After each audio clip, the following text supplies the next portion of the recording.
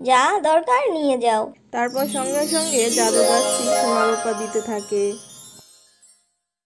এটা দেখে জাদুকরি বিশ্বাস করে ফেলে যে এটা সত্যি জাদুর গাছ। তখনই সে নিজের রূপে চলে আসে। অনেক দিন আগের কথা। এক গ্রামে একটা সোনার জাদুর গাছ ছিল। সেই গাছে সোনা, রূপা, হিরে ও টাকার ফল ধরতো। আর গ্রামবাসীরা সেই গাছের কাছ থেকে এসে সেই সকল সোনা, রূপা, হিরে ও টাকা নিয়ে যেত। একদিন একজন বৃদ্ধ আসে সেই জাদুর সোনার গাছের কাছে। জাদুর সোনার গাছ, আমি শুনেছি তুমি অসহায়দের সাহায্য করো। আমি অনেক বিপদে পড়ে তোমার কাছে এসেছি।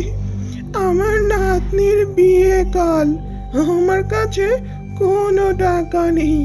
তুমি কি আমাকে কিছু টাকা ধার দিতে পারো? তাহলে বড় উপকার হতো। আরে বুড়িমা, তুমি কেন আমার কাছে টাকা ধার চাইছো? আমি তো তোমাকে এমনি এমনি টাকা দিতে পারি। এই নিয়ে যাও, এখানে অনেক টাকা আছে। এগুলো দিয়ে তোমার নাতনির বিয়ে ধুমধাম করে দাও। তুমি অনেকদিন বেঁচে থাকো। তোমার এই উপকার আমি কোনোদিন ভুলবো না। বৃদ্ধা খুশি হয়ে যায়। এভাবেই পুরো গ্রামের মানুষজন সেই জাদুর গাছের কাছে আসতো আর তাদের প্রয়োজনীয় সব কিছু নিয়ে যেত। কিন্তু কেউ এই জাদুর সোনার গাছের কোনো যত্ন নিত না। সেই গ্রামে থাকতো মিনা নামের একটি মেয়ে। মিনার বাবা মা কেউ ছিল না। মিনা এই গাছটার সেবা যত্ন করত, গাছের আগাছা পরিষ্কার করে দিত, আবার গাছের সঙ্গে গল্প করত। মিনা, তুমি যদি আমার যত্ন না নিতে এতদিন আমি গাছ থেকে জঙ্গল হয়ে যেতাম। তুমি আমার আগাছা পরিষ্কার করে দাও, তুমি আমার কত উপকার করো, কিন্তু তার বিনিময়ে কখনোই কিছুই চাও না। দেখো না, এই গ্রামবাসীরা, আমি ওদের কত সাহায্য করি, ওরা আমার থেকে শুধু নিয়েই যায়, কখনো আমাকে সাহায্য করে না। জাদুর সোনার গাছ, তোমাকে ওরা সাহায্য করে না তো কি হয়েছে?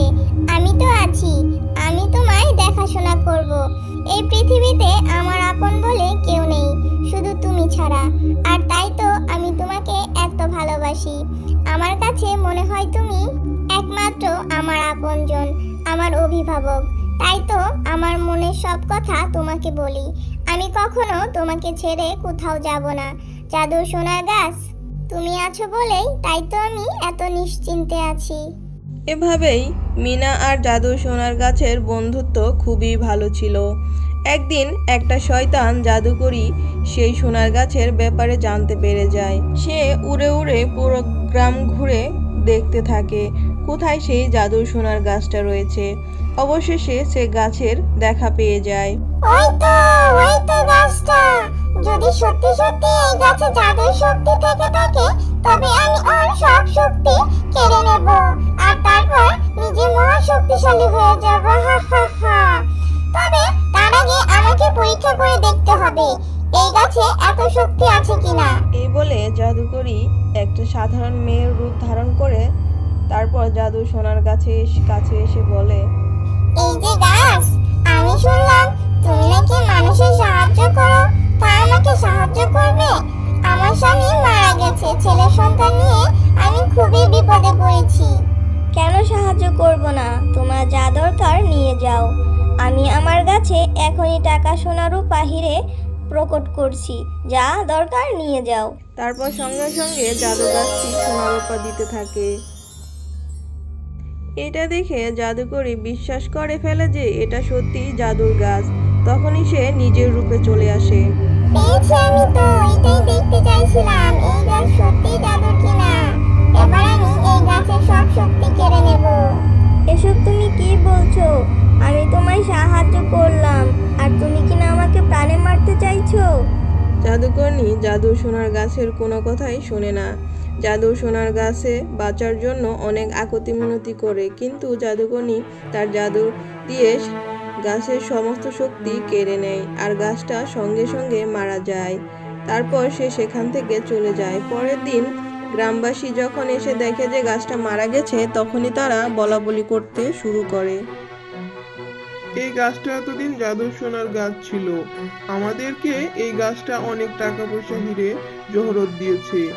তো গাছটাও আমাদের উপকার করেছে, কিন্তু যেহেতু গাছটা মারা গেছে, এটাকে এখানে রেখে লাভ নেই। এখানে কোনো সাধারণ গাছ লাগিয়ে দিলে আর কিছু না হোক ফল তো পাওয়া যাবে। এভাবে গ্রামবাসীরা সিদ্ধান্ত নেয় তারা গাছটাকে কেটে ফেলবে। তখনই সেখানে মিনা চলে আসে। খবরদার, তোমরা কেমন অকৃতজ্ঞ! গাছটা যতদিন তোমাদের সেবা যত্ন করত, তোমাদের উপকার করত, তখনও তোমরা গাছটার কোনো যত্ন নাওনি। এখন গাছটাতে বিপদে পড়ে আছে, তোমরা গাছটাকে কেটে ফেলতে চাইছো? যাও, এখান থেকে চলে যাও তোমরা। মিনার কথা শুনে সবাই সেখান থেকে চলে যায়। মিনা গাছটার পাশে বসে কান্না করতে থাকে। জাদুর সোনার গাছ, তোমার এই কি সর্বনাশ! কে তোমার এই হাল করলো? আমার যে পৃথিবীতে আপন কেউ নেই, তুমিও আমাকে একা করে চলে গেলে। এখন আমার কি হবে? মিনা এভাবে এই গাছটাকে ধরে কান্না করতে থাকে। কান্না করতে করতে মিনার চোখের পানি গাছের শিকড়ে পড়ে গাছটা সঙ্গে সঙ্গে একটু প্রাণ ফিরে পায়। তখন গাছটা বলে, মিনা, তোমার চোখের পবিত্র পানি আমার শিকড়ে পড়ায় আমার ভেতরে যতটুকু প্রাণ বেঁচে ছিল তা জেগে উঠেছে। তুমি তোমার কথা রেখেছো। তুমি বলেছিলে তুমি সব সময় আমার সঙ্গে থাকবে। তুমি আমার বিপদের বন্ধু, কিন্তু আমি যে বেশিক্ষণ বাঁচবো না। না, জাদুর সোনার গাছ, আমি তোমার কিচ্ছু হতে দেব না। কোনো তো উপায় থাকবে, বলো না তোমার সাথে কি হয়েছিল আর কিভাবে তোমাকে বাঁচাতে পারি। এক জাদুকরনী ধোঁকা দিয়ে আমার সব জাদু শক্তি কেড়ে নিয়েছে।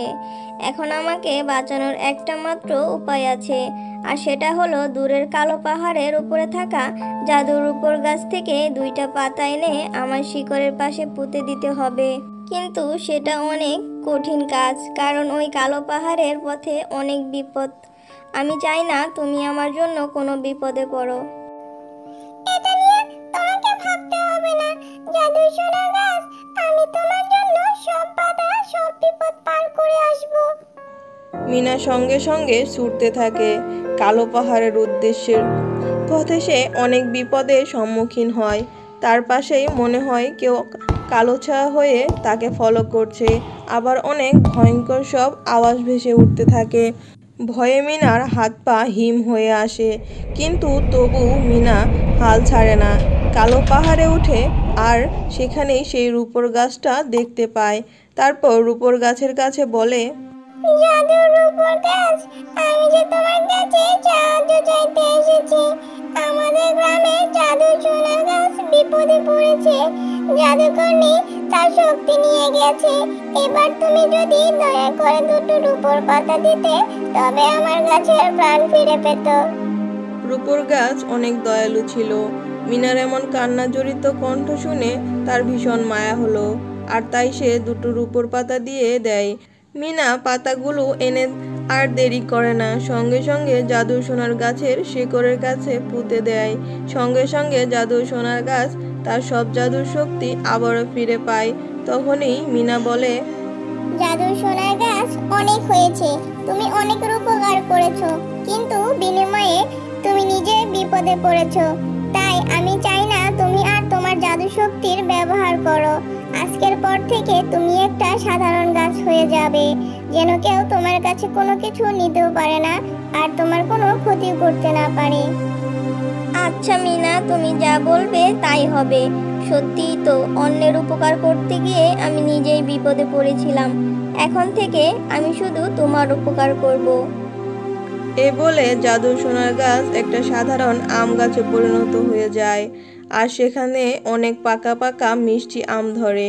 মিনা এরপর থেকে সেই পাকা আম গাছ থেকে আম নিয়ে বাজারে বিক্রি করতে থাকে, আর সে আর আম গাছের সঙ্গে সুখে শান্তিতে বসবাস করতে থাকে।